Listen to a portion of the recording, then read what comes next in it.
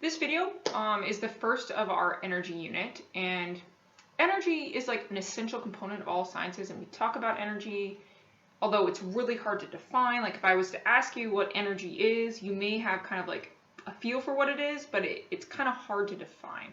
But it's very essential in sciences, and energy is conserved. Okay, that means it's not created or destroyed. So we've been looking at motion. And we're going to kind of shift gears, and now we're going to look at motion and changes in motion as like changes in energy, and doing work to systems to change the amount of energy that system has. So we're still going to be looking at moving objects, but now kind of we're shifting our lens and looking through like the energy lens to make predictions about changes in systems.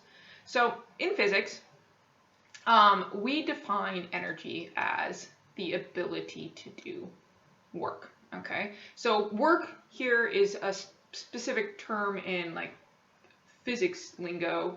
Work is not the same as just like, we use work a lot in everyday language, but work here has a specific definition, and we'll go into it later. But basically, if you move an object with a constant force over a certain distance, you have done work to that object, and you can either add energy to a system and do positive work on the object or system, or you can take energy out of that system. For example, like if you were to apply a force that slows an object down, then you're taking energy out of that system and done negative work on it.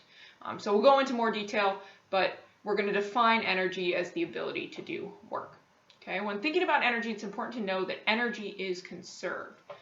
Okay, so kind of a good parallel for energy. You can think about energy can be stored or transferred, and we can kind of make a parallel with what you can do with money. Like money, you can either save it or spend it.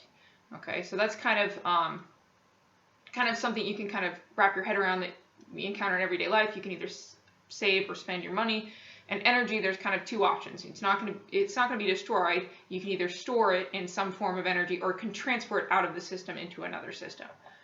Okay, so when we look at energy, forms of energy being kind of like stored in a system, you can have potential energy, like gravitational potential energy, the energy of an object due to its location in a gravitational field. You can have a less elastic potential energy, okay, energy stored in an elastic material, okay.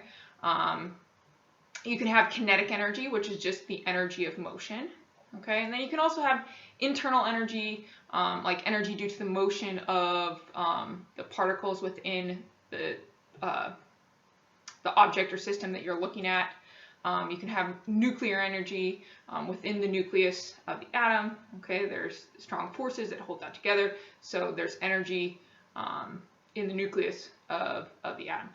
And when we're looking at transferring energy, so energy can be transferred, and we're going to kind of look at two different ways. We'll talk about two different ways, and we're going to spend most of our time looking at work, but you can transfer energy through heat or through work, mechanical work. So in this class, we're going to spend our time looking at these starred concepts. So we'll look at gravitational potential energy, elastic potential energy. We'll actually introduce kinetic energy in this presentation. And then we're going to look at energy being transferred through work, mostly. Okay. So I kind of mentioned this already, but energy is conserved, and this is actually a law, the law of conservation of energy. So energy can be converted from one type into another, but it never can be destroyed. Okay. Okay, so we've defined energy as the ability to do work. But what is work? Okay, I kind of touched on it, but let's define it a little bit more officially. So work is the transfer of energy from one system to another through a mechanical process that happens when a force is exerted on a system along its direction of motion as that system moves. Okay, so what does that mean? So if you apply a constant force on an object, okay, so let's say 100 newtons over a distance, and this force and distance or displacement are in the same direction, then you can calculate the work by taking the force, that constant force that was applied on this object or system over the 2 meters. Take 100 times the 2 meters, and that will be your work in joules. Okay, so our equation is work equals F, and this is actually the dot product, so F dot D. But when the force and displacement are in the same direction, you just multiply the two together. Okay, so work has units of Newton meters, or, well, and then Newton is a kilogram meter per second squared. So really we have SI units of kilogram meter squared per second squared, which is defined as the joule. Okay, so the work in this case would be equal to 100 or 200 joules. Okay, but I didn't give you quite the whole definition of this, or the whole equation here. I did say it's the dot product. So what the dot product means is you have to take the component of the force along the direction of the displacement. So we need to take F times D times the cosine of the angle between the two. So what happens when you have the force and displacement are in the exact same direction, then your cosine is just cosine of 0, because that angle between the two is 0. They're in the same direction. So we just end up equaling, the work just ends up equaling the force times the displacement, or the distance that the object moved. Okay. However, if you don't have that force being applied in the same direction as the displacement, that's where this FD cosine, the cosine theta, becomes important. Okay. If you think of the cosine curve, okay, at 0 degrees, it's up at 1, and then by the time you get to 90, it's come down to 0. So when our angle between the force and the displacement is between 0 and 90, we're going to get a number between 0 and 1 that's positive for this cosine theta. Okay, so basically what we're doing when we add this cosine theta is we're taking the component of this force in the direction of the displacement. Okay, so 50 cosine 25 times the 2 meters that it moved. Okay, so we have 50 times 2 times the cosine of 25, okay, and that gives us 91 joules of work. Okay, so that's an example of where we don't have the force and the displacement in the same direction. You have to take the component of the force, and this is kind of rearranged. We could say F cosine theta times D. It's usually commonly more written though with the cosine theta at the end, okay, or just written as the dot product. If you learn about dot products and cross products in math, is the dot F dot D is what work equals. Okay, so we have another situation. What happens if the force and the displacement are 90 degrees apart? Okay, so if this theta equals 90, oops, I forgot my degree symbol there. It should be 90 degrees. Okay, so for example, let's say she's holding up the box and applying a force of 200 newtons on the box, but that box just moves horizontally. Okay, so she just moves 2 meters horizontally. Well, in that case, the angle between the force and the displacement is 90 degrees, and the cosine of 90 is 0. So you actually have not done any work, even though it feels like your muscles are working right if you did this, but you've actually done no work on that system or that box, if that is the case. Okay, so we have 200 newtons, and she moves 2 meters, but they're 90. The angle between these two is 90 degrees. So we get a total of zero joules of work done on the system. Okay, and remember we're calling the box is the system that we're looking at.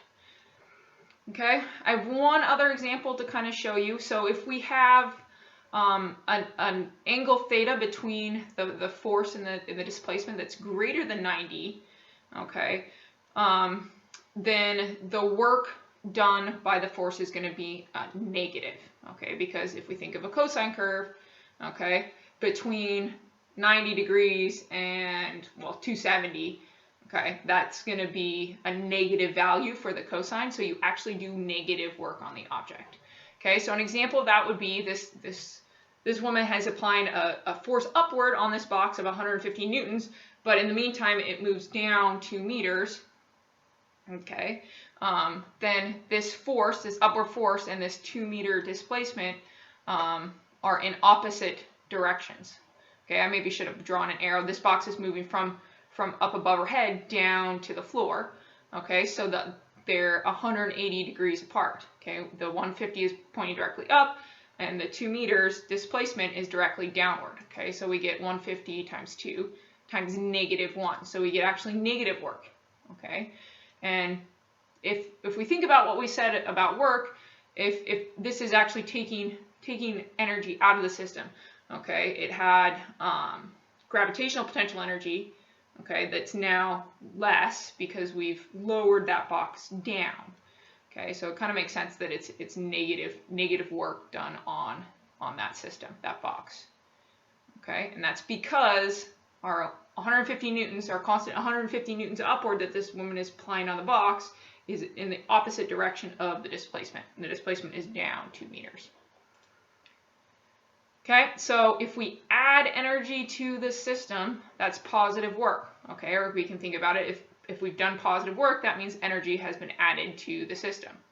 Okay, our example, one of the examples that we had of that was where she's pushing with 100 newtons and the box moves 2 meters. If this is a constant 100 Newton force on this box over those 2 meters, we know from previous units that means the box is accelerating and its velocity is going to be increasing. So it's increasing its amount of energy due to motion, or kinetic energy is what we call that. Okay. If we end up with negative work, we've removed energy from the system. Okay, we saw this when the box was lowered from above her head down to the ground. We've taken the force is taken. So there's negative work done on the object because it had more gravitational potential energy to start out with than it ended with. Okay. And also we can think about. It's basically because they're in the opposite direction. Remember, the cosine of any angle between 90 and 180, that's going to give you a negative number. Okay, and here this would be their opposite directions, so that angle is 180. Okay, so positive work means you've added energy to the system. Negative work means you removed energy from the system. In these examples that I've given you so far, there's just been one force acting on the box, which was our system. But we know from dealing with problems similar to this that we often have more than just one force acting on the system. So if there's multiple forces, then the net work, or the overall work done on the object, is going to be the sum of all the work done by all those forces. Okay, so if we had this 100 Newton force, we know in reality there's probably a friction force. There's also gravity acting on it, and a normal force. Well, the force of kinetic friction and the 100 Newton force, those are the ones we care about because those are in the direction of our displacement here. The normal force and the force of gravity are 90 degrees from that displacement, so they're not going to do any work on the object. But we would have to add these to the work done by this 100 Newton force, and then this force of kinetic friction is going to be negative work. Okay, so we would have to add those two together in order to get the net work. Okay, you can do it another way as well. You could also just calculate that net force on the object, and in this case that would be 100 minus whatever that force of kinetic friction is. I didn't give you a number for it. Okay, but that would equal your net force, and then you could use that net force to calculate the work. Okay. So you can do it one of two ways. You could figure out the work done by this 100 Newton force on the object and the work done by the force of kinetic friction. Add those two together, and that's your net work. Or you can just sum the forces and find out that overall net force and look at the component of that that's in the direction of the displacement. Okay. Okay. So why did I spend the time talking about work so much? Well, one, we defined energy in terms of work, right? Energy is the ability to do work. But there's also there's the work energy theorem, which is really useful to help us solve problems. in physics. And the work energy theorem says that the net work done by all the forces acting on an object equals the difference between its final and initial energy. So basically, it says that the work done on an object is going to equal its change in energy. Okay, so we can write it in general like work net equals delta E. And remember, delta means a change. And in this case, it's a change in energy. So the net work is going to equal the final energy minus the initial energy. And written another way, and I actually kind of prefer it written this way, if you take the initial energy, add the work done to the system, okay, and this could be positive work if you're adding energy to the system, or this could be negative work if you're taking energy out of the system, okay, and that's going to equal your final energy. Okay, so that's awesome. We know how to find work, but we haven't talked about how to calculate the energy of an object. Okay, well, there's different types of energy. We said the ones we're going to talk about in this class are kinetic energy, energy due to motion, gravitational potential energy, and elastic potential energy. Right now, we're just going to start talking about kinetic energy, and then we'll add, throughout the unit, we'll add our discussion about like gravitational potential energy and elastic potential energy. So right now, let's talk about translational, specifically translational kinetic energy. So the energy an object has due to its motion. So it's translational motion. And I'm using the word translational because there's also rotational kinetic energy, which we'll get into later. But right now, we're just talking about objects translating or moving, okay, in space that are not rotating. Okay, so we have an equation for kinetic energy. Kinetic energy equals 1/2 mv squared. And in another video, I'll go through the actual derivation of that. For right now, I'm just going to say you calculate the kinetic energy of an object, and energy is also measured in joules. Okay, so kinetic energy of an object in joules is going to equal 1/2 times the mass of the object in kilograms times the velocity squared. Okay, and the velocity also in meters per second. Okay, so when we're looking at this work energy theorem, we now know how to calculate kinetic energy. Okay, well, we can substitute in specifically if we just have a change in kinetic energy of the object. There's no change in gravitational potential energy, there's no springs or elastic energy anywhere in the situation. Then we can say that the kinetic energy the initial kinetic energy of an object or system plus the work done on that system is going to equal the final kinetic energy. If we plug in our equation for kinetic energy, we get 1/2 times the mass times the velocity. I means velocity, the initial velocity of that object. Okay, so we take, like we've been doing, we take a certain situation, a certain time point. This is our initial condition, and then we look at a later final time or final condition. So here the VI is just your initial velocity. Okay, plus the work done on the object is going to equal 1/2 m times that final velocity squared. Okay, so let's look at just a quick example. So let's say we have a cart that's moving at 1 meter per second and it's 20 kilograms.